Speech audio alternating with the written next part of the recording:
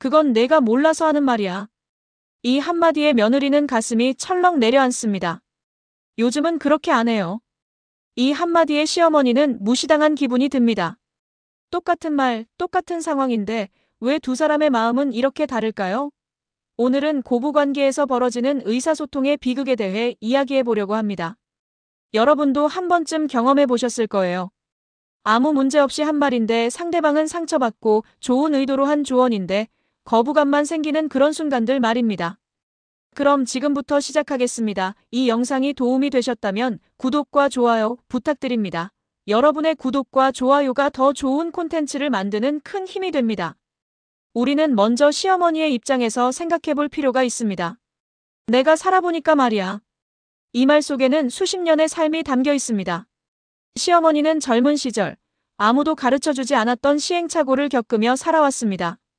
시집살이의 어려움, 육아의 고단함, 살림의 노하우를 누구도 친절하게 알려주지 않았습니다. 모든 것을 혼자 부딪히며 배워야 했죠. 그래서 시어머니는 생각합니다. 내 며느리만큼은 내가 겪었던 시행착오를 겪지 않았으면 좋겠다. 내가 알려줄 수 있는 건 알려주고 싶다. 이것은 참견이 아니라 사랑의 표현입니다. 자신이 겪었던 고생을 며느리가 하지 않기를 바라는 마음, 더 나은 방법을 알려주고 싶은 마음입니다. 김치는 이렇게 담가야 맛있어. 아기 재울 때는 이렇게 해봐. 그 방법보다는 이렇게 하는 게 더 낫더라. 이런 말들은 시어머니 입장에서는 귀한 경험의 산물입니다. 자신이 수십 년간 살아오며 터득한 지혜를 나누는 것이죠. 특히 한국의 전통적인 문화에서 어른은 아랫사람을 가르치고 이끄는 역할을 해왔습니다. 그것이 곧 어른의 책임이자 도리였습니다. 시어머니는 또한 불안합니다. 젊은 세대의 방식이 정말 옳은 건지, 혹시 며느리가 잘못된 길로 가는 건 아닌지 걱정됩니다. 인터넷에서 본 육아법, 유튜브에서 배운 요리법, 책에서 읽은 살림 정보들이 과연 실전에서도 통할까요? 시어머니의 눈에는 며느리가 아직 서툴고 위태로워 보입니다. 그리고 무엇보다 시어머니는 자신이 쓸모있는 존재이고 싶습니다. 자신의 경험과 지혜가 가족에게 도움이 되기를 바랍니다. 나이가 들수록 사람들은 자신의 존재 가치를 확인하고 싶어 합니다. 며느리에게 조언을 하고 도움을 주는 것은 자신이 여전히 이 가족에 필요한 사람임을 확인하는 방법이기도 합니다. 하지만 이 모든 좋은 의도가 며느리에게는 전혀 다르게 전달됩니다. 시어머니가 그건 내가 몰라서 하는 말이야 라고 말할 때 그 속에는 내가 너를 도와주고 싶어라는 마음이 담겨 있습니다. 그런데 며느리는 이 말을 너는 아직 모자라라는 의미로 받아들입니다. 이것이 첫 번째 엇갈림입니다. 시어머니는 사랑으로 말했는데 며느리는 비난으로 듣습니다. 시어머니는 도움을 주려 했는데 며느리는 간섭으로 느낍니다. 이렇게 같은 말이 전혀 다른 의미로 해석되면서 갈등의 씨앗이 뿌려집니다. 시어머니 세대는 대체로 직접적인 표현보다는 우회적인 표현에 익숙합니다. 내가 살아보니까 예전에는 경험상 같은 말들로 자신의 의견을 포장합니다. 이것은 그들 세대의 의사소통 방식이었습니다. 직접적으로 이렇게 해라고 명령하는 것보다는 경험담을 이야기하며 자연스럽게 조언하는 것이 예의 바른 방식이었죠. 그러나 이런 우회적 표현이 오늘날에는 오히려 문제가 됩니다. 며느리는 이것을 돌려서 가르치려 든다. 교묘하게 통제하려 한다고 느낍니다. 시어머니는 배려하느라 우회적으로 말했는데 며느리는 그것을 불편하게 받아들이는 것이죠. 더 안타까운 것은 시어머니가 자신의 조언이 왜 거부당하는지 이해하지 못한다는 점입니다.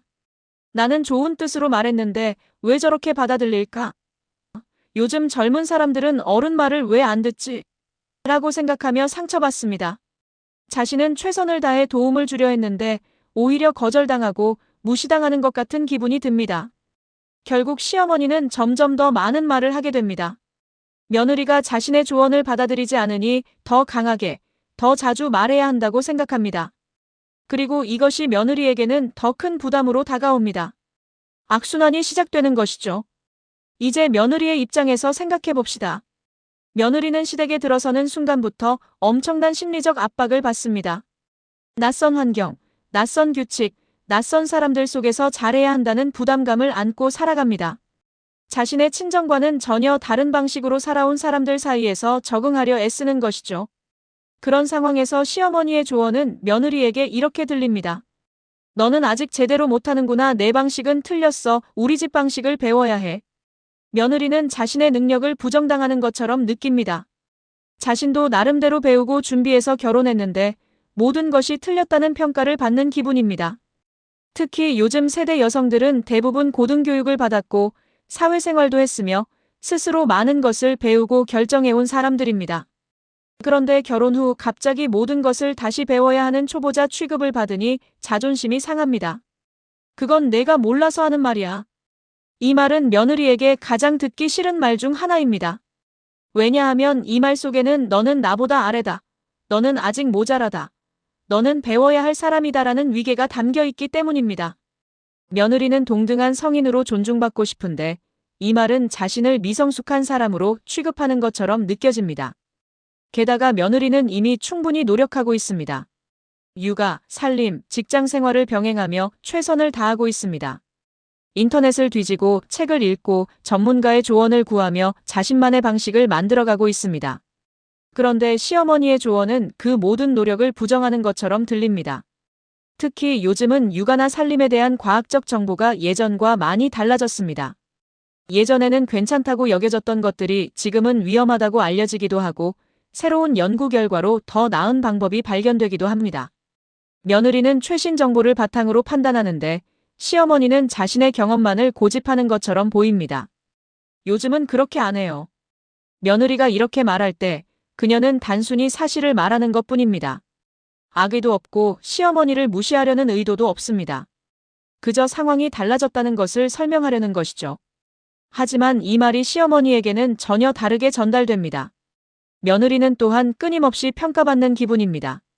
자신이 하는 모든 행동이 관찰당하고 판단받고 교정의 대상이 됩니다. 요리 한 번, 청소 한 번, 아이 돌보기 하나하나가 모두 시험 대상입니다. 이런 상황에서 살아가는 것은 정말 지치는 일입니다. 특히 며느리는 이중잣대를 경험합니다. 아들은 똑같은 일을 해도 칭찬받는데 며느리는 당연하게 여겨지거나 더 나은 방법을 요구받습니다. 아들이 설거지를 하면 우리 아들 기특하다지만 며느리가 하면 컵은 이렇게 닦아야지입니다. 이런 차별을 매일 경험하면서 며느리는 자신이 가족 구성원이 아니라 영원한 외부인 같다는 느낌을 받습니다. 그래서 며느리는 점점 방어적이 됩니다. 시어머니의 모든 말이 비판처럼 들리기 시작합니다. 실제로는 단순한 대화일 수도 있는데 며느리는 또 뭘 잘못했다고 하려는 거지? 라는 마음으로 듣게 됩니다. 이미 마음이 닫혀있는 상태에서는 어떤 조언도 제대로 전달될 수 없습니다. 며느리가 저희는 저희 방식이 있어요 라고 말하는 것은 경계선을 그으려는 시도입니다. 자신의 가정과 육아, 생활 방식에 대한 자율성을 지키려는 것이죠. 하지만 이것이 시어머니에게는 거부와 무례로 받아들여집니다. 결국 며느리는 침묵을 선택하게 됩니다. 뭘 말해도 문제가 되니까 차라리 아무 말도 안 하는 게 낫다고 생각합니다. 그래서 시댁에서는 최소한의 대답만 하고 자신의 생각이나 감정은 숨깁니다. 이것이 관계를 더욱 껍데기만 남게 만듭니다. 고부 갈등의 근본에는 깊은 세대 차이가 자리 잡고 있습니다. 이것은 단순히 나이가 많고 적음의 문제가 아닙니다. 완전히 다른 시대를 살아온 두 세대가 만났을 때 벌어지는 문화적 충돌입니다. 시어머니 세대는 대체로 1950년대에서 1960년대에 태어난 분들입니다. 이들은 전쟁 이후에 가난한 시대를 겪었고 급격한 산업화와 경제 성장을 경험했습니다. 이들이 살아온 세상은 가족이 가장 중요한 단위였고 개인보다는 집단이 우선시되던 시대였습니다.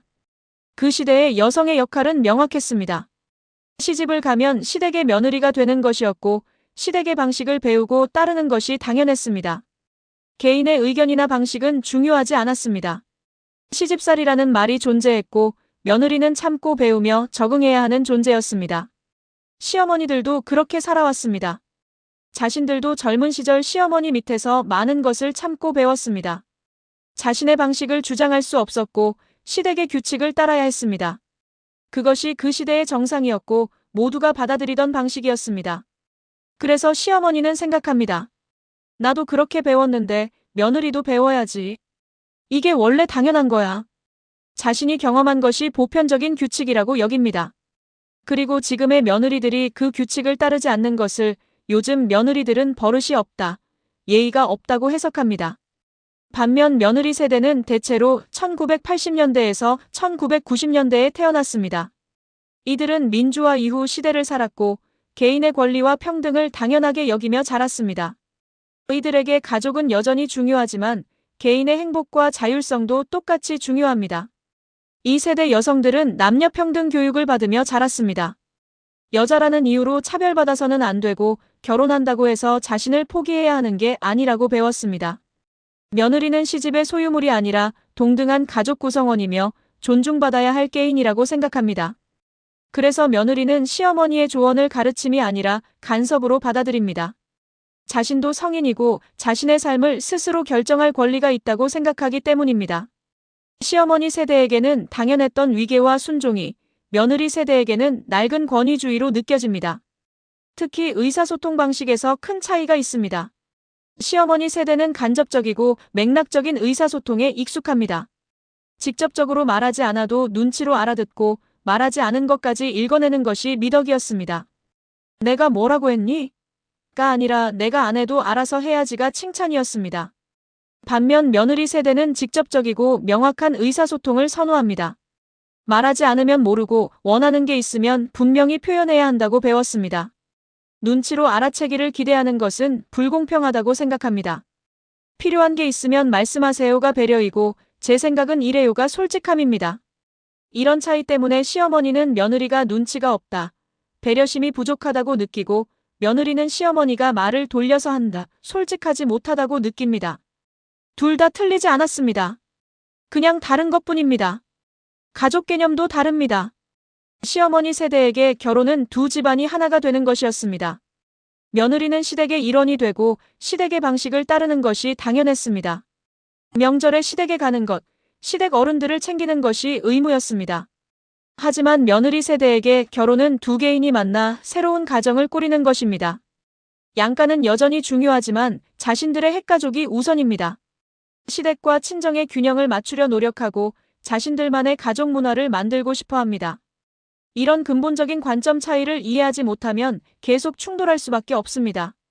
시어머니는 요즘 며느리들은 왜 저럴까라고 한탄하고 며느리는 시어머니는 왜 이해를 못할까라고 답답해합니다. 하지만 둘 다 자신이 배우고 경험한 대로 행동하는 것뿐입니다. 중요한 것은 누가 옳고 그름을 가리는 게 아니라 서로 다르다는 것을 인정하는 것입니다. 시어머니의 방식이 틀린 게 아니고 며느리의 방식이 틀린 게 아닙니다. 단지 다른 시대를 산 사람들이 다른 방식으로 살아가는 것일 뿐입니다. 작은 말 한마디가 쌓이고 쌓여 결국 두 사람 사이에 높은 벽을 만듭니다. 처음에는 작은 불편함이었던 것이 시간이 지나며 회복할 수 없는 상처가 됩니다. 시어머니는 이렇게 말합니다. 나는 좋은 뜻으로 한 말인데 며느리가 오해하네. 며느리는 이렇게 말합니다. 또 시작이네. 뭘 해도 트집 잡으시니까 이제 지겨워. 둘 다 상대방을 이해하려 하지 않습니다. 자신의 관점에서만 상황을 해석하고 상대방의 의도는 생각하지 않습니다. 시어머니는 며느리가 자신을 무시한다고 느끼고 며느리는 시어머니가 자신을 존중하지 않는다고 느낍니다. 특히 명절이나 가족 모임은 이런 갈등이 폭발하는 시간입니다. 시어머니는 온 가족이 모였으니 며느리가 더 열심히 일해야 한다고 생각합니다. 며느리도 가족인데 당연히 시댁 일을 돕는 게 맞다고 여깁니다. 하지만 며느리는 자신만 일한다고 느낍니다. 남편과 시동생들은 거실에서 쉬는데 자신만 부엌에서 일하는 모습이 불공평하게 느껴집니다. 며느리, 이것 좀 해줘. 김치 좀 더 가져와. 상 차리는 것 좀 도와줘. 시어머니는 당연한 부탁을 하는 것뿐이지만 며느리는 자신만 부려먹는다고 느낍니다. 특히 아들에게는 아무 말도 안 하면서 며느리에게만 이것저것 시키는 모습에 차별을 느낍니다. 아들은 왜 안 시켜요? 라고 물으면 남자가 부엌일을 뭘 알아라는 대답이 돌아옵니다. 며느리에게 이 말은 성차별이고 불공평한 대우입니다. 하지만 시어머니에게는 당연한 역할 구분입니다. 말 한마디가 또 상처를 남깁니다. 며느리는 속으로 분노를 삼키고 시어머니는 며느리의 표정에서 불만을 읽습니다. 아무도 솔직하게 대화하지 않고 각자 속마음을 숨긴 채 겉으로만 예의를 지킵니다. 육아 문제도 큰 갈등 지점입니다. 시어머니는 손주를 사랑하는 마음에 이것저것 챙기려 합니다. 애기 배 안 고프니? 옷 하나 더 입혀. 그렇게 하면 벌은 나빠져 같은 말들을 합니다. 하지만 며느리에게 이것은 자신의 육아 방식을 부정하는 간섭입니다. 저희가 알아서 할게요라고 말하면 시어머니는 서운해합니다. 손주 걱정해서 하는 말인데 그것도 듣기 싫어하나 싶습니다. 하지만 며느리 입장에서는 매번 자신의 판단이 무시당하는 것 같아 답답합니다. 특히 시어머니가 며느리 없이 아이에게 뭔가를 먹이거나 입힐 때 큰 갈등이 생깁니다. 며느리가 안 된다고 한 것을 시어머니가 몰래 시키면 며느리는 자신의 권위가 무너진다고 느낍니다. 시어머니는 이것 하나쯤이야 싶지만 며느리에게는 신뢰를 깬 중대한 문제입니다. 돈 문제도 민감합니다. 시어머니가 이건 비싸다, 이건 낭비다라고 말할 때 며느리는 자신의 살림 능력을 부정당한다고 느낍니다. 시어머니 세대는 아껴 쓰는 것이 미덕이었지만 며느리 세대는 필요하면 쓰는 게 당연하다고 생각합니다. 이 가격이면 시장에서 더 싸게 살 수 있는데. 시어머니는 절약의 지혜를 알려주는 것뿐이지만 며느리는 간섭으로 받아들입니다. 자신이 번 돈으로 자신이 사는데 왜 간섭받아야 하는지 이해가 안 됩니다. 이렇게 하나하나 쌓인 말들이 결국 관계를 얼어붙게 만듭니다. 시어머니와 며느리는 점점 서로를 피하게 됩니다. 명절이 두렵고 가족 모임이 부담스러워집니다. 같은 공간에 있어도 최소한의 말만 나누고 진짜 대화는 사라집니다. 남편은 중간에서 난처합니다. 어머니 편을 들면 아내가 서운해하고 아내 편을 들면 어머니가 서운해합니다. 그냥 참아, 이해해줘라는 말로 넘어가려 하지만 이것은 문제를 해결하는 게 아니라 덮는 것일 뿐입니다. 결국 며느리는 시댁 방문을 꺼리게 되고 시어머니는 며느리가 자신을 멀리한다고 서운해합니다. 손주를 보고 싶어도 며느리 눈치를 봐야 하고 며느리는 아이를 보여주고 싶어도 또 무슨 말을 들을까 두렵습니다. 이렇게 말 한마디, 말투 하나가 쌓여서 가족관계 전체가 껍데기만 남게 됩니다. 형식적인 예의만 남고 진심 어린 소통은 사라집니다. 생일이나 명절에 만나지만 서로 불편하고 빨리 헤어지고 싶어집니다. 가장 안타까운 것은 둘 다 상대방을 미워하지 않는다는 점입니다. 시어머니는 며느리를 진심으로 가족이라고 생각하고 며느리도 시어머니를 존중하고 싶습니다. 하지만 의사소통이 계속 엇갈리니 거리만 멀어집니다. 그렇다면 어떻게 해야 할까요? 어떻게 하면 이 벽을 허물고 진짜 가족이 될 수 있을까요? 먼저 시어머니가 할 수 있는 것들이 있습니다. 첫 번째, 조언하기 전에 먼저 물어보는 것입니다. 이렇게 해봐가 아니라 괜찮으면 내 경험을 이야기해줄까? 로 시작하는 것이죠. 며느리에게 선택권을 주는 것입니다. 조언을 들을지 말지를 며느리가 결정하게 하면 그것은 강요가 아니라 제안이 됩니다. 두 번째, 며느리의 방식을 인정하는 것입니다. 요즘은 그렇게 하는구나, 그 방법도 좋네라고 말해주는 것만으로도 며느리는 존중받는다고 느낍니다. 자신의 방식이 틀리지 않다는 확인을 받으면 마음이 열립니다. 세 번째, 칭찬을 먼저 하는 것입니다. 이건 이렇게 하면 더 좋을 것 같아 보다 잘하네. 그런데 이런 방법도 있더라가 훨씬 부드럽습니다. 먼저 인정하고 나서 조언하면 며느리가 방어적이 되지 않습니다. 네 번째, 며느리도 어른이라는 것을 기억하는 것입니다. 며느리는 배워야 할 아이가 아니라 자신의 삶을 책임지는 성인입니다. 내가 몰라서가 아니라 혹시 도움이 필요하면으로 말하는 것이 좋습니다. 다섯 번째, 아들과 며느리를 공평하게 대하는 것입니다. 며느리에게만 일을 시키지 않고 아들에게도 똑같이 부탁하는 것입니다. 며느리야, 이것 좀 해줘가 아니라 아들아, 내가 이것 좀 도와줘라고 말하는 것이죠. 이제 며느리가 할 수 있는 것들을 살펴봅시다. 첫 번째, 시어머니의 의도를 이해하려 노력하는 것입니다. 시어머니의 말 뒤에 숨은 걱정과 사랑을 보려고 하는 것이죠. 또 간섭이야가 아니라 걱정해 주시는구나로 받아들이면 마음이 덜 상합니다. 두 번째, 직접적으로 거절하지 않는 것입니다. 저희는 저희 방식이 있어요 보다 말씀 감사합니다. 저희도 한번 생각해 볼게요가 훨씬 부드럽습니다. 즉각 거부하지 않고 일단 들었다는 표시를 하는 것입니다. 세 번째, 가끔은 시어머니의 조언을 받아들이는 것입니다. 모든 조언을 다 따를 필요는 없지만 가끔 어머니 말씀대로 해봤더니 좋네요 라고 말해주면 시어머니는 자신이 여전히 쓸모있다고 느낍니다. 네 번째, 먼저 물어보는 것입니다. 시어머니가 조언하기 전에 며느리가 먼저 어머니는 이럴 때 어떻게 하셨어요? 라고 물으면 시어머니는 존중받는다고 느낍니다. 그리고 그때의 조언은 간섭이 아니라 진짜 조언이 됩니다. 다섯 번째, 감사를 표현하는 것입니다. 시어머니가 도움을 주었을 때 괜찮아요가 아니라 감사합니다. 덕분에 편했어요 라고 말하는 것입니다. 인정받는다고 느끼면 시어머니도 더 조심스럽게 대합니다. 하지만 가장 중요한 것은 남편의 역할입니다. 남편이 중간에서 적극적으로 소통을 도와야 합니다. 남편은 어머니에게 이렇게 말할 수 있습니다. 어머니, 아내도 나름대로 많이 배우고 준비했어요. 조언해 주시는 건 감사한데 선택은 저희가 하게 해주세요. 그리고 아내에게는 이렇게 말할 수 있습니다. 어머니가 걱정되어서 그러시는 거야. 우리도 부모가 되어보니 알잖아. 그냥 한번 들어주고 우리 방식대로 하면 돼. 남편이 양쪽의 통역사가 되어주는 것입니다. 시어머니의 말을 부드럽게 전달하고 아내의 마음을 이해시키는 역할을 하는 것이죠. 또한 가족 문화를 바꿔나가는 것도 중요합니다. 명절에 며느리만 일하는 문화를 바꾸고 아들들도 함께 일하는 모습을 보여줘야 합니다. 시어머니도 변해야 하지만 남편들도 변해야 합니다. 결국 고부관계의 개선은 한 사람의 변화로 이루어지지 않습니다.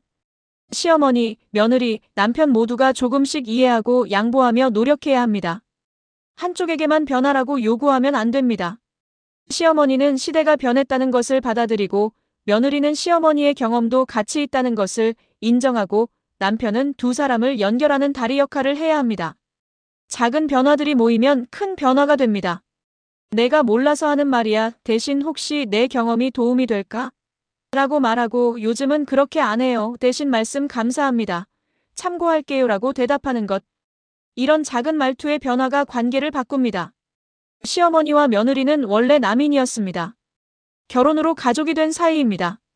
그러니 서로를 이해하는 데 시간이 걸리는 것은 당연합니다. 처음부터 완벽한 관계를 기대하지 말고 조금씩 서로를 알아가며 관계를 만들어가면 됩니다. 중요한 것은 서로를 향한 비난을 멈추는 것입니다. 요즘 며느리들은 버릇이 없다도 아니고 시어머니는 꼰대다도 아닙니다. 그냥 서로 다른 시대를 살아온 사람들이 함께 가족이 되어가는 과정일 뿐입니다. 갈등은 나쁜 것이 아닙니다. 갈등을 통해 서로를 더 이해하게 되고 더 건강한 관계로 발전할 수 있습니다. 중요한 것은 갈등을 어떻게 다루느냐입니다. 말을 쌓아서 벽을 만들 것인가 아니면 말로 다리를 놓을 것인가는 우리의 선택입니다. 오늘은 고부관계에서 벌어지는 의사소통의 문제에 대해 이야기해봤습니다. 시어머니의 내가 몰라서 하는 말이야는 사랑이었고 며느리의 요즘은 그렇게 안 해요는 솔직함이었습니다. 하지만 그것이 서로에게는 상처가 되었습니다. 이제 우리는 알았습니다. 같은 말도 사람마다 다르게 들린다는 것을, 좋은 의도도 잘못 전달될 수 있다는 것을, 그리고 조금만 배려하면 관계가 달라질 수 있다는 것을 말입니다. 완벽한 고부관계는 없습니다. 하지만 서로를 이해하려 노력하는 관계는 만들 수 있습니다. 오늘부터 작은 변화를 시도해보세요. 말투 하나, 표현 하나를 바꿔보세요. 그것이 관계를 바꾸는 시작이 될 것입니다. 이 영상이 도움이 되셨다면 구독과 좋아요, 그리고 댓글로 여러분의 생각을 나눠주세요. 여러분의 고부관계 이야기도 듣고 싶습니다. 어떤 어려움을 겪고 계신가요? 어떻게 극복하셨나요? 다음 영상에서 더 유익한 내용으로 찾아뵙겠습니다. 감사합니다.